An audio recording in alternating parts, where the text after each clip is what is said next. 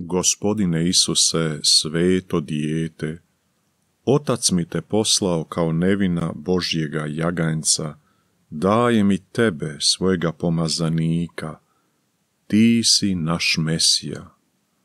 Oprosti mi što se klanjam svojim idolima, umjesto da postojano gledam na tebe, umjesto da boravim kod tebe. Gospodine, smiluj se. Kriste, Bože naš, po krštenju dao si mi ime koje si u svoje dlanove urezao, ime koje mi ti dodjeljuješ. Oprosti mi moju nevjernost tvojemu naumu sa mnom. Daj da se ravnam po Božjoj volji, Kriste, smiluj se.